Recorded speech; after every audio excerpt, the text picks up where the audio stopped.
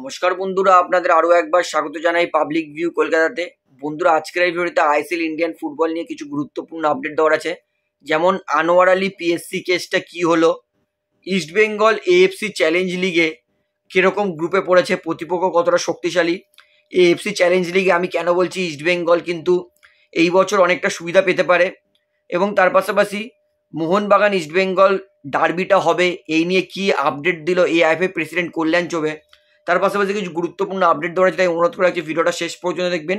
এবং ভিডিওটি শুরু করার আগে একটা ছোট্ট অনুরোধ করে রাখবো, যেহেতু এইখানে আপনারা খেলার সমস্ত রকম আপডেটস পেয়ে যাবেন, তাই অবশ্যই পাবলিক ভিউ কলকাতা চ্যানেলটিকে সাবস্ক্রাইব করে বেল আইকন প্রেস করে অল করে রাখবেন। তাহলে বন্ধুরা, সবার প্রথমে আপনাদেরকে আমি কেন বলছি ইস্ট বেঙ্গল তারা এএফসি চ্যালেঞ্জ লিগে এই বছর অনেকটা সুবিধা পাচ্ছে, এবং ইস্ট বেঙ্গল যেই গ্রুপে আছে সেই গ্রুপটা তুলনামূলক অনেকটাই কিন্তু সহজ। প্রথমত এএফসি চ্যালেঞ্জ লিগের ফরম্যাটটা বলে দিই।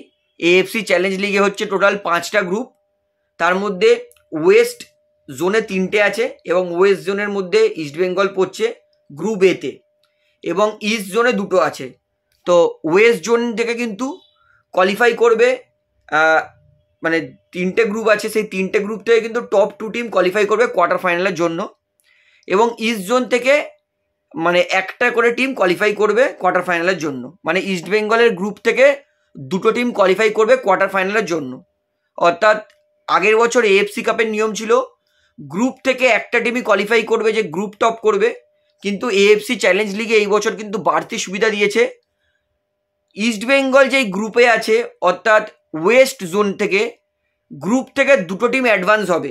ইস্ট বেঙ্গলের গ্রুপে 4টে টিম আছে, একটা হচ্ছে নিজাম এসসি লেবানন দলের, আর একটা হচ্ছে বসুন্ধরা কিংস বাংলাদেশের, আর একটা হচ্ছে ইমামি ইস্ট বেঙ্গল ইন্ডিয়ার, আর একটা হচ্ছে পারো এফসি ভুটানের। এই 4টে টিমের মধ্যেই আমি শিওর ইস্ট বেঙ্গল কিন্তু টপ 2-এ ফিনিশ করতে পারে।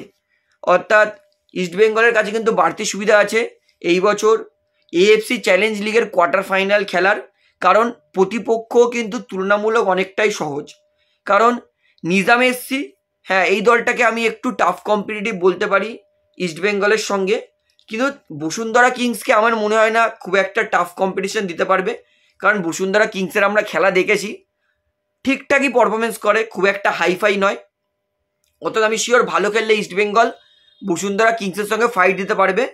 এবং পারো এসসিকে আমরা জানি, পারো এসসি প্রত্যেকবার কিন্তু এএফসি কাপ মানে কোয়ালিফিকেশন রাউন্ডেই হেরে যায়। অর্থাৎ আমি পারো এসসির সঙ্গে আমার মনে হয় না মানে ইস্ট বেঙ্গলের খুব একটা সমস্যা হবে, এবং আমার মনে হচ্ছে ইস্ট বেঙ্গল কিন্তু ঠিকঠাক পারফরমেন্স করলে নিজের গ্রুপে অবশ্যই 2 নম্বরে ফিনিশ করে কোয়ার্টার ফাইনালে প্রবেশ করতে পারবে। অর্থাৎ এইটা হচ্ছে ইস্ট বেঙ্গলের গ্রুপ এবং এএফসি চ্যালেঞ্জ লিগের কিন্তু ফরম্যাটটা। এইবারে আপনাদেরকে বলবো আমি কেন বলছি মোহনবাগান ইস্ট বেঙ্গল কলকাতা ডার্বি হতে পারে 2 সেপ্টেম্বর, অর্থাৎ 2রা সেপ্টেম্বর বা 2 সেপ্টেম্বর যেটাই বলবো।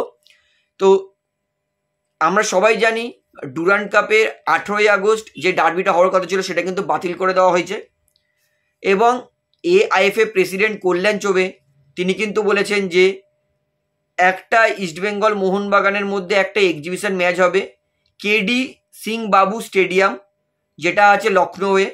অর্থাৎ ডার্বি কিন্তু হতে পারে এমনটা কিন্তু কল্যাণ চৌবে বলেছে, এবং তার পাশাপাশি কল্যাণ চৌবে তিনি আরও বলেছেন যেই স্টেটে ফুটবল এই মুহূর্তে অতটা প্রচলিত নয়, সেই স্টেটে একটা দুটো করে বড় বড় ক্লাবের ম্যাচ ফেলে সেইখানে সমর্থকদেরকে ফুটবলে ইন্টারেস্ট আনার জন্য কিন্তু চেষ্টা করবেন।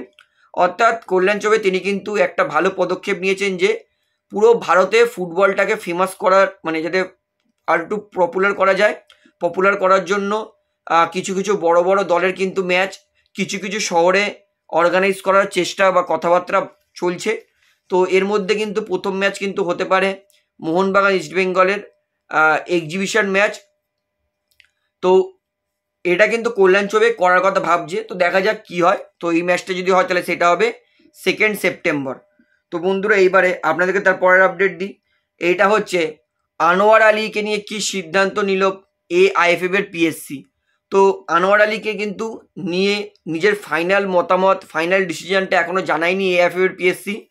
তারা কালকের দিনের জন্য ওয়েট করেছে, অর্থাৎ কালকের মধ্যে কিন্তু আমরা পুরোপুরি ক্লিয়ার হয়ে যাবে যে আনোয়ার তিনি 1 মাস ব্যান পাচ্ছেন, 2 মাস ব্যান পাচ্ছেন, 3 মাস ব্যান পাচ্ছেন, 4 মাস ব্যান পাচ্ছেন, 5 মাস না 6 মাস।